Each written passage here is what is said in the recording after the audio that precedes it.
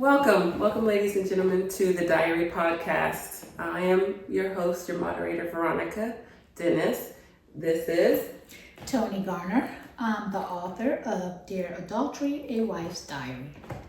I'm Jaleesa Turner, and I'm Katrina King. awesome. We thank you for joining us today. We're going over the chapter 1 of the book. Tony, tell me where to get the book. You can go to my website, and I'm also in all the bookstores, so you can find me there as well. And when you go to my website, you can also find 2 Moments, which brings out the tools that I used in the book and my testimony. And you will also find a podcast there, so you can go anytime to view us. Awesome. Thank you. All right, so today's topic, how I know adultery. It's the first chapter in your book. Do you want to give us a little synopsis of that chapter? Yes.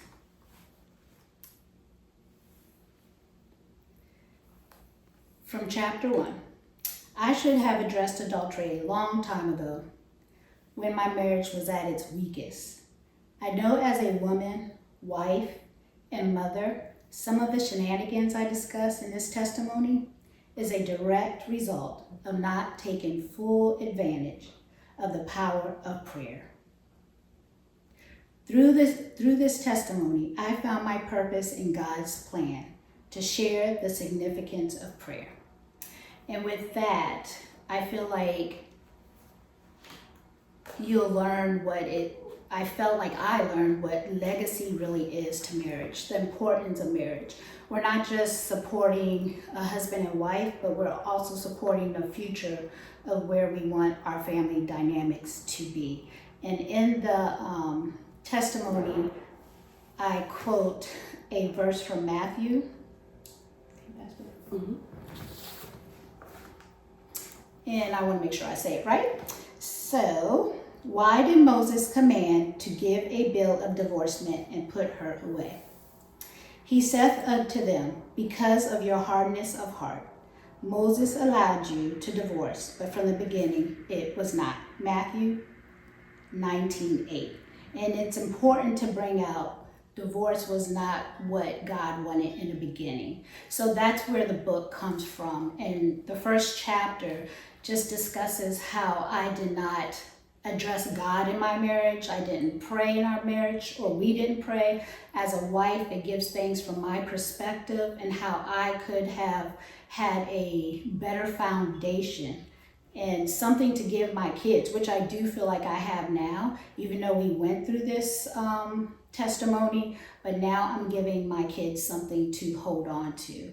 So this is where everything is coming from. I want to build off of that, and I've invited these ladies to help me do that, and I look forward to see where our discussions go. Awesome, thank you. I love the book. I thought it was very powerful. And so I'm happy to be a part of this journey to share it. Awesome. So, I think a lot of us are familiar with the vows that we take for better, for worse, for richer, for poor, in sickness and in health. When adultery comes in, we're really tested. Yes. Sometimes beyond measure, but we're really tested in that. So, do you guys want to share what your experience or what your thoughts on marriage, on these vows that we take? Maybe read them to them. I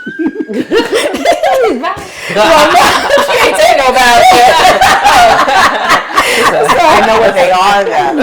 But it's nice to read them so the people know what we I said them. For better, for worse, for richer, for poor. Yeah, read it out right there. Until death do us part. A refresher. It's a refresher. That's all. Think about these vows.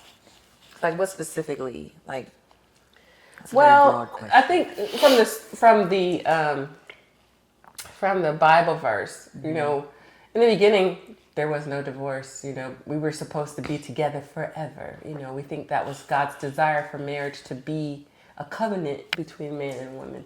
So I don't know. That just feels like forever to me. So how do you,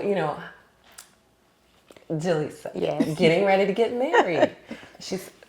she has a fiance. Yes. How do you feel? Like when you think for better or worse, for richer, for poor?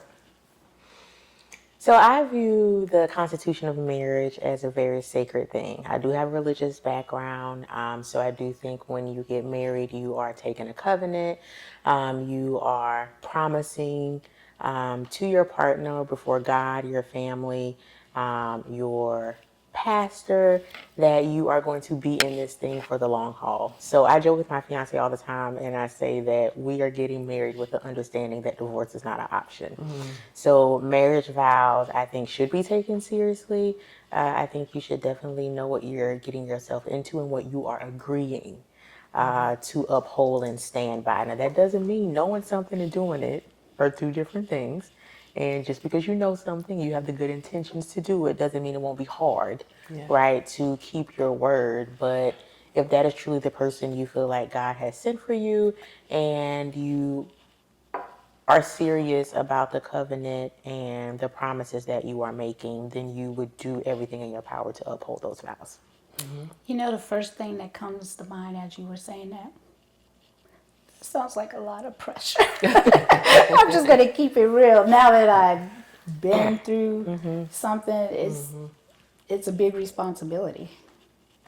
So, So I have actually not thought about those vows in a long time. I've been married for 15 years, and I don't recall when I took those vows, if I actually like really thought about it. So like to me, when I met my husband, we decided to get married. It was, we just in this. We're gonna be in this for the long haul, and we would do whatever it takes to make this marriage, this coming together, this partnership work. I am not a religious person. I got married by a preacher just because that's what I thought, that's who should marry us, right? Probably for my mother's coaching too, 'cause but like I always viewed marriage as not only a lifelong commitment, a partnership, but like definitely a vow to one another, that not only are we going to stay married, we're going to do whatever it takes to stay married and be happy and joyous together.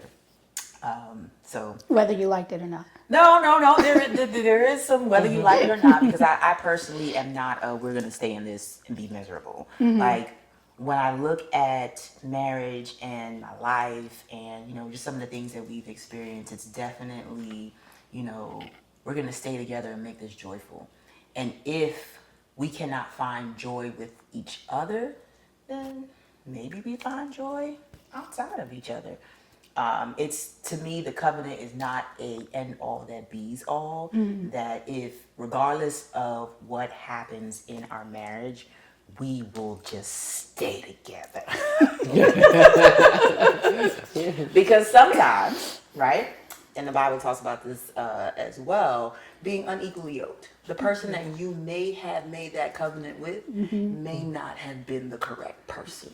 It may not have been the other yin to your yang. So sometimes you may need to step on out of that covenant so that you can find someone that is more your partner and more your yoke. So that's where I stand on that. So Tony, tell us about, this first chapter for you. You're kind of showing us into your marriage in this book. So how are you introduced to adultery? Well, it wasn't a very good introduction. I didn't appreciate it at all. But to be honest, it wasn't exactly. It wasn't expected. And if my husband was sitting here right now, he said he's never seen me like that angry. Like I screamed to the top of my lungs, "Get out!" And that was my introduction. I wasn't used to it. I wasn't expecting it. And I came from a divorced family. So I guess I just wanted for us to just be together and get through things. I didn't know we were going to get through things that way. But that's what God had in store for me. That's why I'm doing everything I'm doing. So maybe other people don't have such a rough foundation. You don't have to get to that conclusion in your story. You know what I mean? That's not your end game to wake you up, I guess I'm saying. But I think, and Jaleesa, you're on the front end of this. I think when you go into marriage, I know I was like, that's not gonna be me. This is my man. This is what we gonna do. You know what I'm saying? It's happily ever after. I don't think you can really, like understand. This is for rich or for poor, and you gonna really see poor. You know what I'm saying? You say for riches, or you say in sickness and in health, and you really see sickness. You know what I'm saying? Like I was reading stories like their spouse is sick, like deathly ill. Well, you still have a covenant. You know what I'm saying? You're still supposed to stay in it. Until that whatever happens. I think there's a lot that we don't really comprehend. Because we don't know, usually you're getting married in your 20s and 30s, early 30s, I was early 30s. But you know what I'm saying, like you kind of look at that and you say, it's what you imagine being sickness and health, rich or for poor. And, till death do us part. You're thinking, oh, well, we could, I don't know if you can ever comprehend What death is. Yeah, what that looks like, and so, and especially, our vows don't say adultery and not, but there's people who can overcome it and there's people who can't. So, I would think, did you think you were going to be a person who was going to overcome it? No, we were getting divorced like twice. We got divorced twice in our imaginations. We had 2 sets of lawyers, spent a lot of money on them. And to be honest, when we got here in Huntsville, we had a divorce date for June. God had something else in store because the lawyer sent me an email and said, your case has been moved to October. And October is when the testimony started. So that's how I truly think it's divine intervention. Seriously. So. Yeah.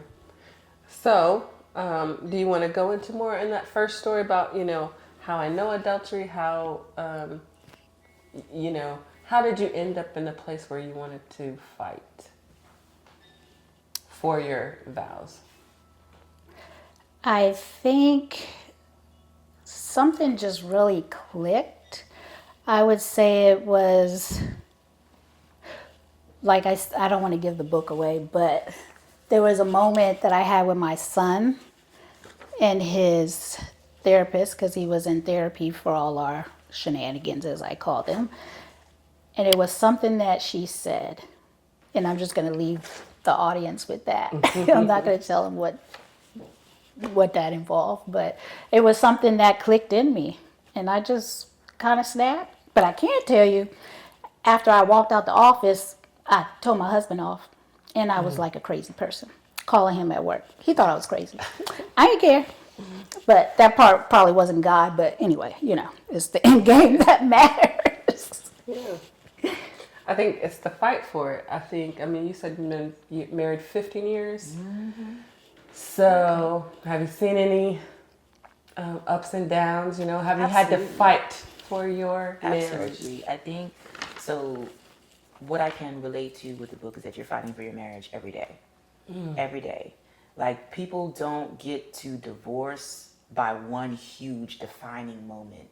It's usually a lot of little things that leads to that big thing of that big realization where I want to be divorced.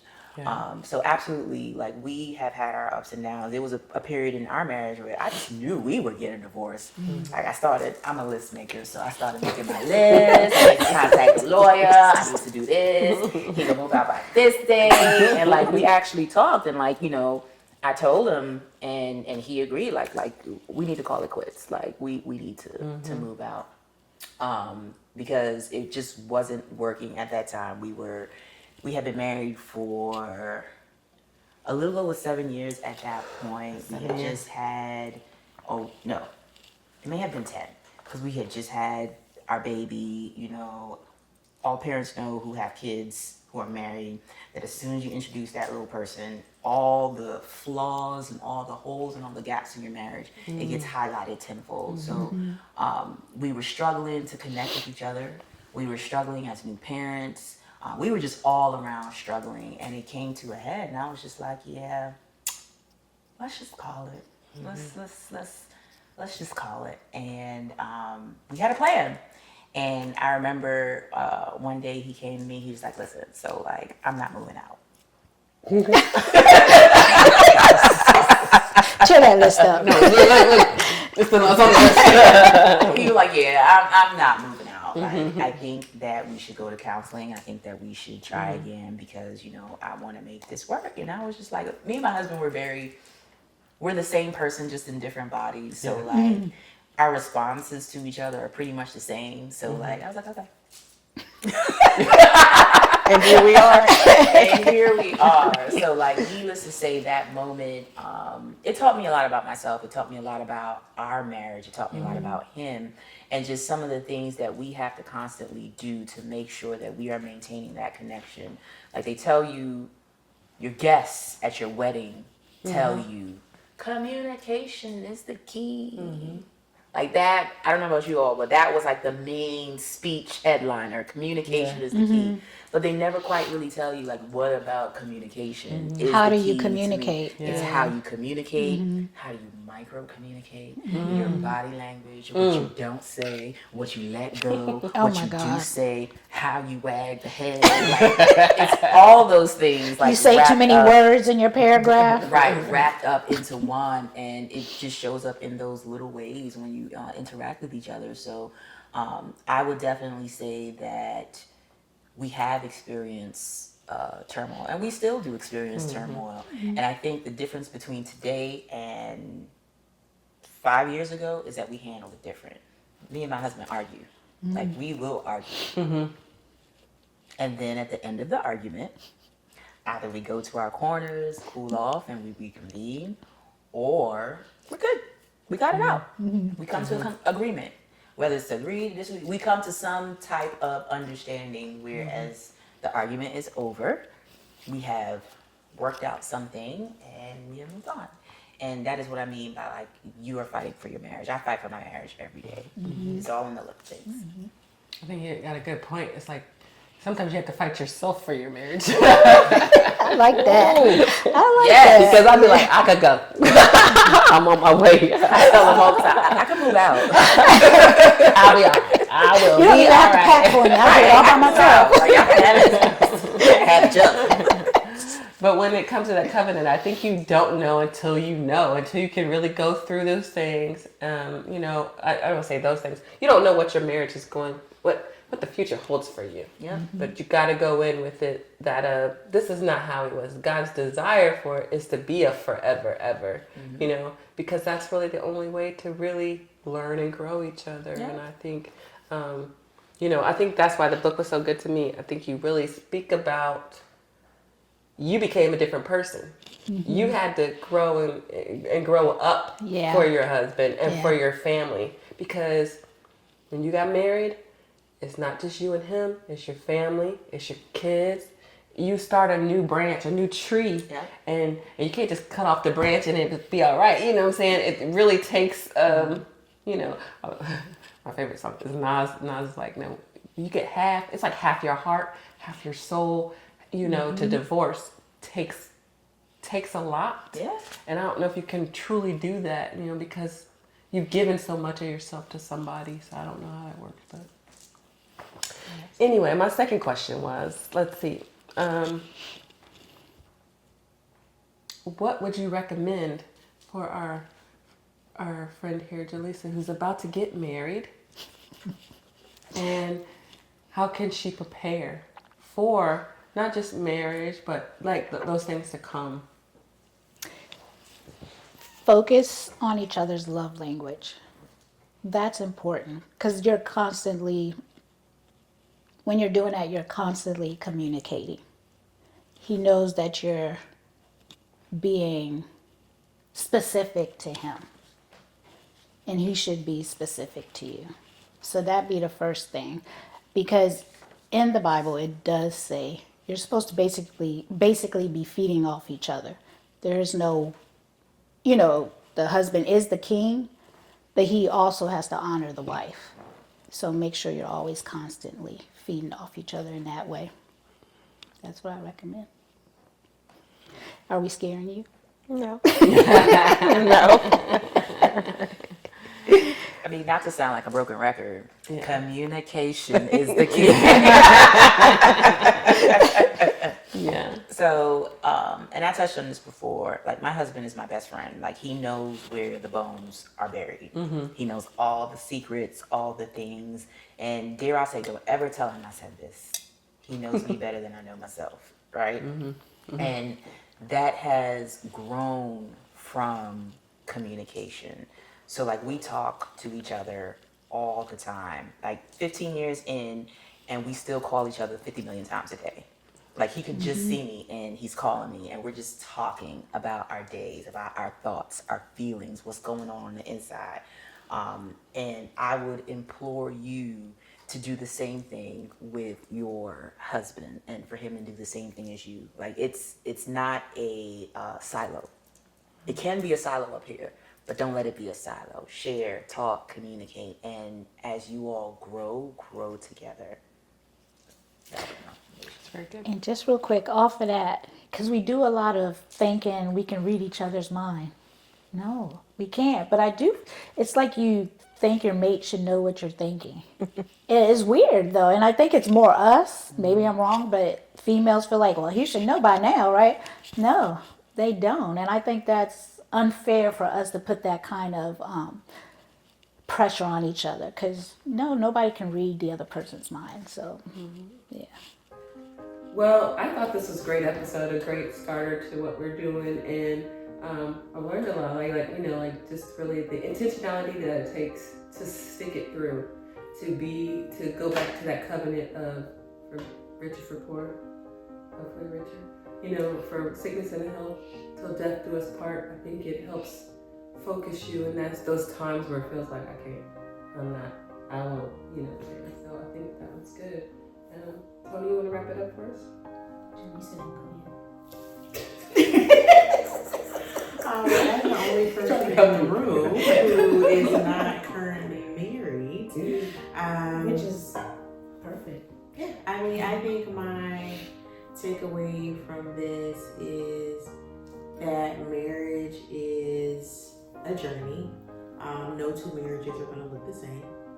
And regardless of how you start or what comes, if you are working towards upholding those vows, then you will have to make a conscious decision to choose your partner every day. And I am looking forward to doing that in my own covenant with my group. Oh, I love that. All right. Okay, Tony, take us home. Right. Well, I'm so happy that everyone's joined us for How I Know Adultery, the first episode, the first chapter of the book. And I say that, you know what I enjoyed in this? Everyone's honesty. Because everything you've said here is so much truthfulness. I think it really does prevent people to get as far as ours. Because we, in our first chapter of our marriage, I guess you could say, we didn't have boundaries. So what I'm hearing is with honesty, you set boundaries. And obviously we didn't have honesty too. And I'm not just saying the adultery side, but obviously I wasn't very honest in things that I didn't like or who I was. So it really, the testimony really changed me to pick up some of the things that you have talked about communicating and choosing each other every day, because it is a everyday fight. And with all that truthfulness, you're building a foundation. So I cannot wait for everybody to see my second 2 moments that I will have off of this podcast. I feel like I got a lot out of it and a lot to share and to help you learn something and how to grow in your own marriage through the formula and the prayer wall. Awesome. I love getting tools and leaving a podcast with some definitive action to do, because I think when you take action, it becomes your experience. You can always apply what you've learned. So I'm looking forward to that. So Join us for the next chapter. Next chapter is the testimony, Yes. and that we'll be back shortly. Thank you guys. See you Thank you. later. See ya. Thank you.